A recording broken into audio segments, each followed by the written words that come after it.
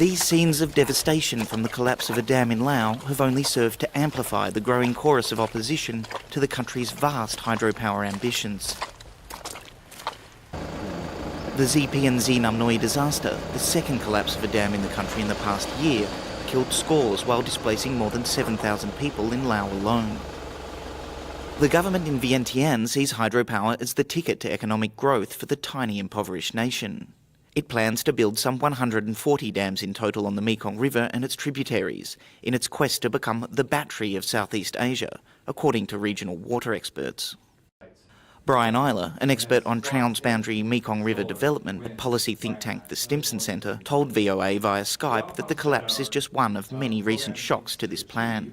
I think that this is a signal that Laos is struggling with its overall development of the hydropower sector, and the Lao government is attempting to keep momentum going with the battery of Southeast Asia, because clearly there is no alternative present to decision makers in Laos, which is a problem.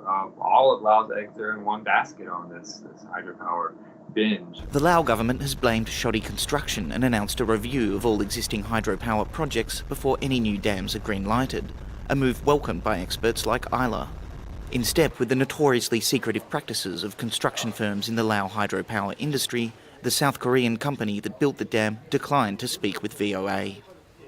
Though safety concerns were not their focus, the Mekong River Commission, or MRC, had already recommended a serious rethink of hydropower development on the river when they unveiled an exhaustive impact assessment in February. The landmark 6-year multi-million-dollar study warned of catastrophic impacts to the Mekong Basin if present development plans went ahead unaltered. And by 2040, the loss will increase up to nearly 40%. So almost 1 million tons of fish lost annually, with a value of 4.7 billion US dollar annually. Not long after these warnings, Laos announced a plan to build yet another Mekong mainstream dam. And just a day after Laos announced its post-catastrophe review, MRC member countries gave their blessing to begin negotiations on a new power purchase agreement for that project. At the February MRC summit, proponents of renewables pushed serious alternatives, arguing options like solar were on the cusp of becoming cheaper, with vastly lower financial, environmental and human risks. But there is no strong indication yet that the tragedy of this latest disaster will provide the shock needed for such alternatives to finally be taken seriously.